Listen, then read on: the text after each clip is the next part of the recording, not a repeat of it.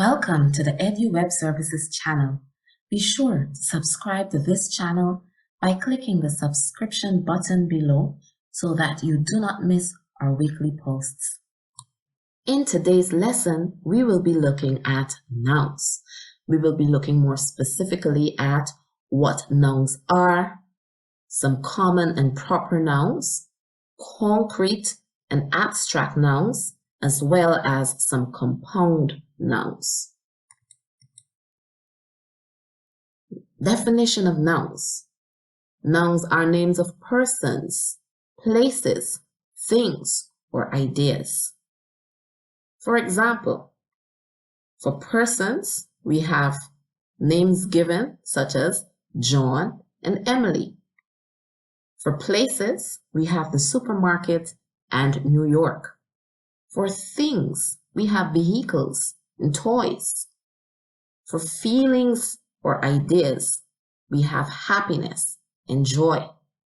So do not forget, nouns are naming words. Now, there are several types of nouns. Let's take a look at some common and proper nouns. Common nouns are general names given to persons, places, things, or ideas.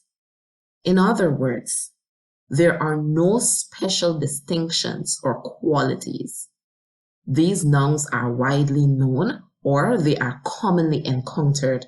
For example, nouns such as furniture, animals, and people are all common nouns.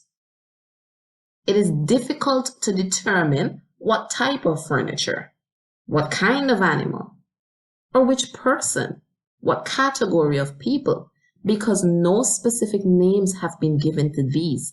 These are all general nouns, and because they are general nouns, we call them common nouns. When specific names, however, are given to nouns, they are no longer common nouns. They are considered to be proper nouns. And like the word proper suggests, these nouns have to be written appropriately. We therefore need to capitalize all proper nouns. Remember that. We always capitalize proper nouns. Let us observe some more common and proper nouns. Pay very keen attention to which nouns begin with capital letters. As a common noun, we have the word school. As a proper noun, we have St. Joseph's High. So there are many schools. These are all general nouns, remember that. There are many schools, but here we specifically name one school, St. Joseph's High. So when a specific name is given to a common noun, remember that becomes a proper noun, and all proper nouns ought to begin with capital letters. Teacher. Teacher. There are many teachers. Which teacher are we specifically referring to? We are referring to Sir Paul. Sir Paul is specifically named, hence, his name is capitalized. Street. Street. Which street? Duncan Walk. Pay attention to the capitalizations. Car. Car. There are many cars, but in this case, we're talking about the Mitsubishi, the name of a specific car. Emotion. Emotion. Emotions are wide-ranging. Happiness, joy, sorrow, but we have specifically named happiness as an emotion, hence the capitalization. Religion. Religion. The proper noun for religion given is Christianity. Christianity. Country. Country. Many countries around the world, but a specific and proper noun in this case is England. England. Have you noticed that all proper nouns are capitalized?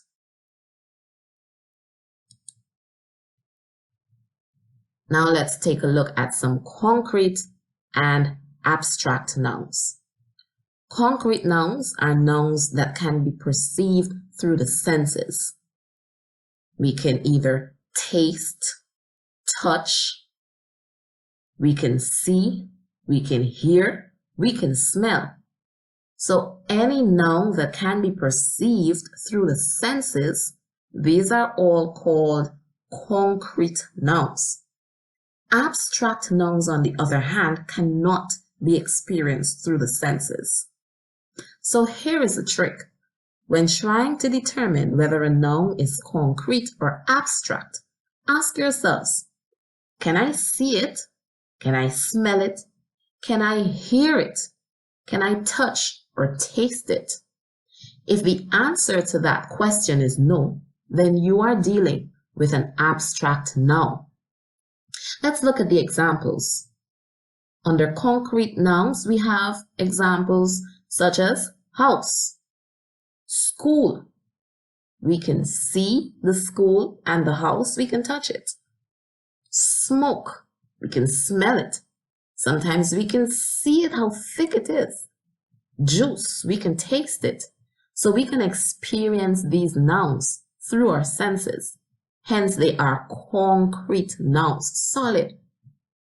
Abstract nouns, we cannot experience. So you ask the question, can I touch, taste, smell, hear, fear, courage, sadness, or forgiveness? I simply cannot. These are all concepts that we experience, we think of. So it's a mental experience. These are abstract nouns. Now let's take a look at some compound nouns. What is a compound noun?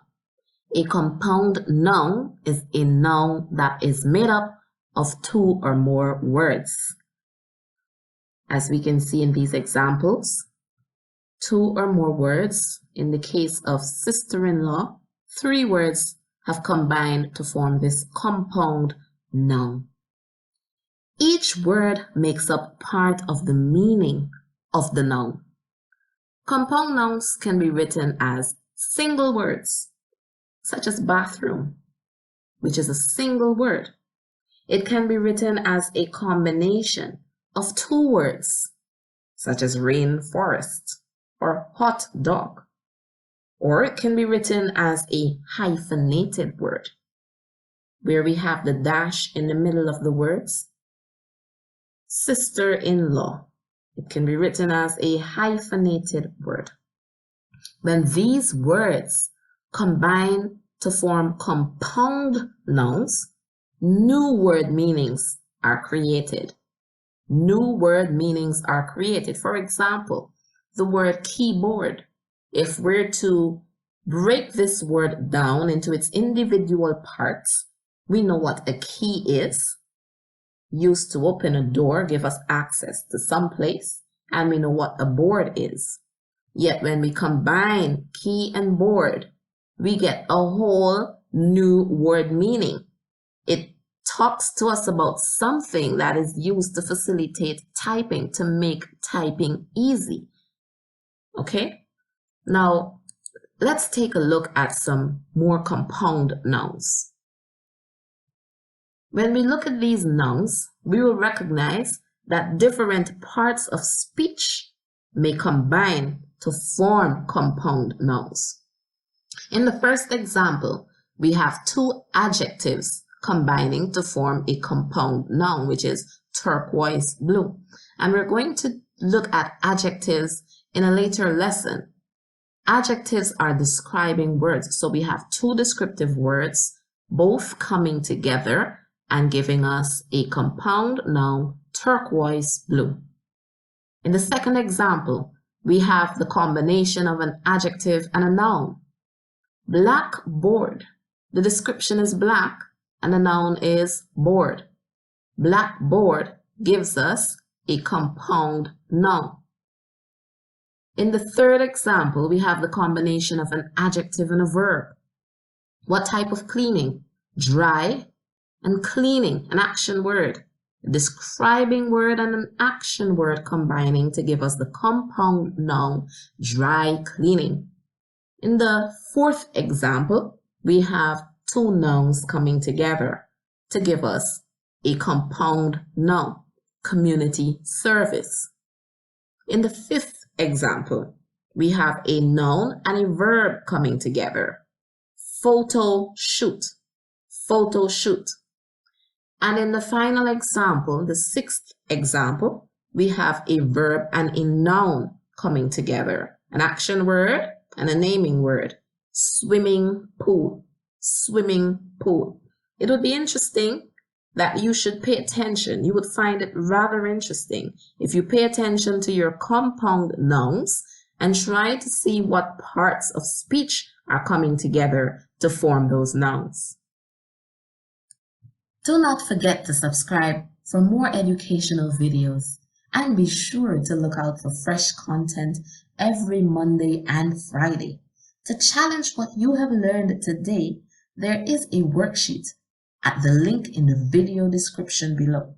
So have fun completing the exercises and see you next time.